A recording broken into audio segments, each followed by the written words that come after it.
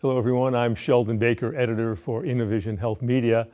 My guest today on Healthy Bytes is Dr. Michelle Simon, who is a naturopathic doctor and president and CEO of the Seattle, Washington-based Institute for Natural Medicine. Dr. Simon, welcome and thank you for joining me on Healthy Bytes. Thank you so much. I'm so happy to be here. There are both opportunities and challenges facing the complementary and integrative health sector in 2025. What stands out to you on both sides? Yeah, that is so accurate. I would say the biggest challenges that I see are the misinformation proliferation. I would say social media is a wonderful thing, and it also is a source of misinformation. And consumers particularly, are having a harder time discerning what to trust, what's true, what's not true, what is just a health claim to sell a product, and what's an effective therapy, and all of that. So I think that's a big problem. I think also there's a lot of regulatory inconsistency amongst complementary integrative healthcare providers across the country. So nationally, there's varying standards, and that's a little confusing for consumers as well. There's licensing in some states and not others. Then I think the third real challenge would be the evidence gap. So for providers such as naturopathic doctors who have a whole person health kind of attitude and practice type, there's not deep research in that approach. And I think that is a need that we have to fulfill to satisfy some of the skeptics that are out there for these other whole person health. But there's so many great opportunities that are also there. And I think the growing mainstream acceptance of whole person health is not to be denied.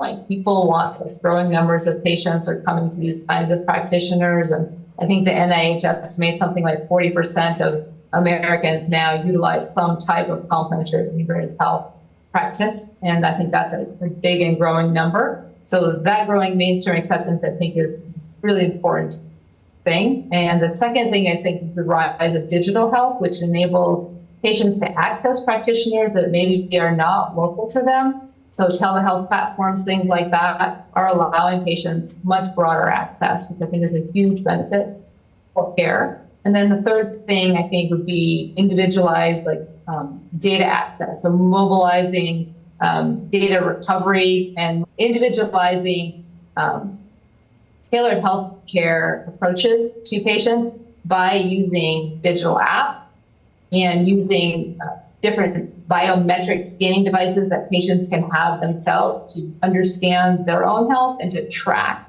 how things are working for them. That's a huge benefit. Access to data. Why do you think trust has become such a major factor? Such a major factor, sorry? Yeah, a major factor in, the way people look at doctors. I think it's always really been a factor. Probably back to what I said at the beginning, which is a lot of misinformation that is out there regarding the conventional healthcare approach. So, for example, during COVID, we heard from our leaders in public health that the most important thing we can do is to wear masks, vaccinate, and distance ourselves, but we did not hear anything necessarily about how to improve our immunity and how to take steps ourselves to empower our own health and resilience. I think that poses a question for consumers. Like, what should I be doing? And where am I going to get that information? And if they're not getting it from their conventional provider, they start to look elsewhere for it because they know that, for example, what they eat makes a difference. Food is medicine. But if the conventional healthcare advice does not incorporate those strategies, then people start to question what that advice is designed to do. How does your organization, the Institute for Natural Medicine, fit into the current needs of the health sector? Well, we're tapping into that growing interest in acceptance of preventive, personalized healthcare approaches. So patient-centered care is what I think we are all about. So whole person health, making that mainstream is what INM is designed now to do. And we hope that patients can be empowered by the information and learn what options they have for seeking care. So what kind of providers resonate with their value system so that they can find the best type of care for themselves. And what we've observed is that people are interested in solving their healthcare issues. They're interested in solving the root cause of their challenges, whatever they may be. Sometimes you need drugs for that. Sometimes pharmaceutical approaches are the #1 strategy, but not always. And sometimes they can be used as a bridge to a longer-term solution. So rather than being prescribed a medication to manage symptoms of a healthcare issue for the life of that patient, we would maybe prescribe it for a while some of the underpinning foundational approaches can be approached. These might be dietary strategies or some kind of lifestyle strategy or dealing with stress management. Some of those might be at the root of whatever the healthcare disruption is. And so patients are interested in finding out what that root cause is so that they can be cured and have a longevity that is related to resilience more than just life on the planet, time on the planet. If you want to live a long life, you want longevity, but you also want to be resilient, vital through that lifetime. So I think it's been called health span and not just lifespan. So those are some of the things we're helping bring education to patients about. I think it's an important time to do that. And also, we've set up a research and interprofessional education center because we recognize that conventional providers don't necessarily fully embrace or utilize complementary and integrated health practitioners to the extent that we think they can. So, for example, if a conventional doctor does not really know what a chiropractor does or what their scope is or how they can help their patient, they probably won't refer to that provider. But if they are educated and they understand the scope and the benefit and the history and training of that provider, they're more likely to include them as an option for their patient. So the goal is to expand the option for patients and increase integrative care for patients. That's resonant with their value system and what they're interested in doing. So interprofessional education, we believe, is an important thing. And then research I talked about before. Many of these models of whole person care are not single interventions that really lend themselves to the double-blind placebo-controlled trial. That's the standard for research these days. So what we're suggesting and what we're doing in our first study is an outcome study. So just see if the outcomes of some of these provider types that do whole person health, if those outcomes are worth studying and worth investigating further. And if they are, if those outcomes show that the patients are satisfied, that the costs are less, and that the outcome is efficacious, then let's dig in a little deeper and find out what is happening. What are the models of care that are really working in those situations? Those are deeper conversations for sure, and they require some funding. But if there's no smoke, then we wouldn't be looking for the fire, right? So that's kind of what we look at. The outcomes are the smoke. Let's figure out what the fire is. Your organization has been around a long time. How would you say it's evolved over its 30 years of existence? Yeah, it's a great question. We've been around for more than 30 years, as you said, and we've really been focused on the naturopathic practitioner segment for the first about 30 years of our existence. And we came to realize that while it's a great model of care, it's a very small number of practitioners relative to all of the providers in the country, right? So naturopathic doctors are specialists in whole person healthcare. And we did provide a white paper that shows that as the model to provide. And we believe that many provider types are also specialists in person health and should also be considered as part of the solution to the challenge we have in healthcare in America. So by promoting whole person care and promoting that to the mainstream, we are aiming now to bring more providers in touch with patients and hopefully change the healthcare paradigm to include diet, lifestyle, nutrition, and a therapeutic order approach that is starting with the foundation of health and ascending in complexity from that point.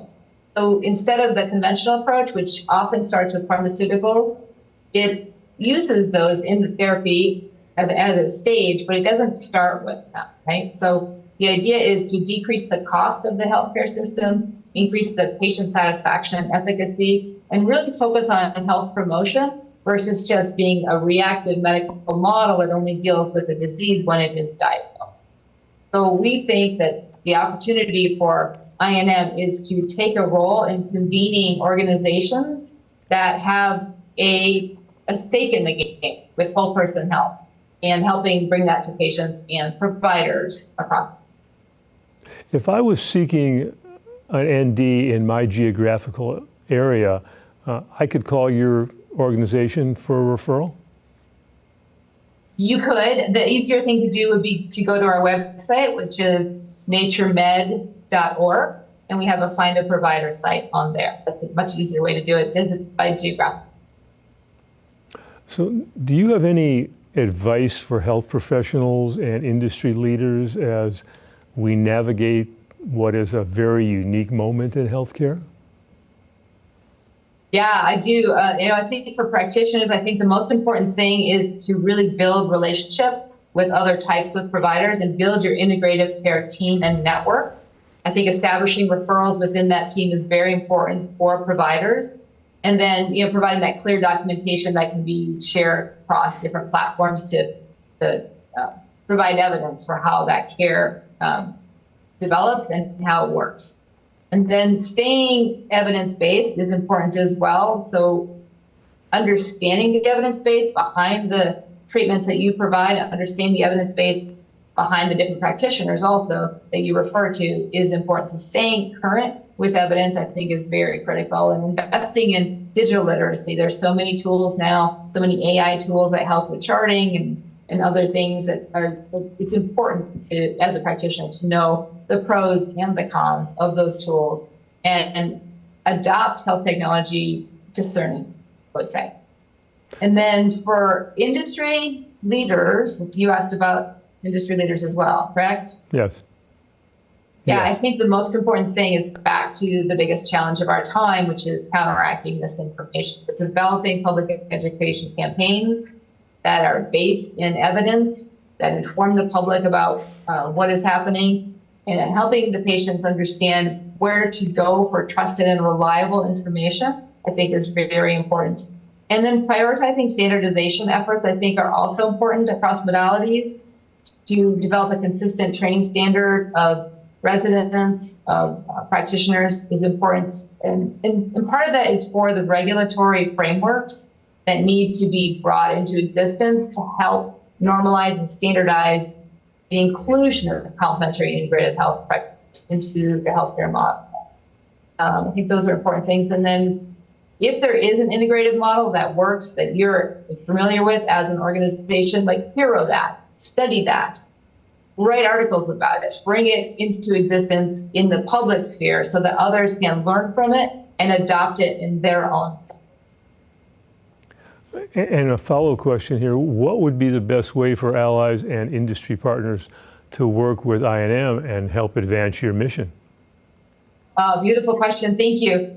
We are developing relationships across the integrative sector. So a great way to reach out to us is just on our website, so naturemed.org, or you can reach out to me personally, and I can give my communication information after this. But I am very interested in organizations that, there's three things. Very interested in organizations that are interested in participating in interprofessional education, so helping us that way, are helping us with content on our website, so becoming subject matter experts for us in our public-facing content.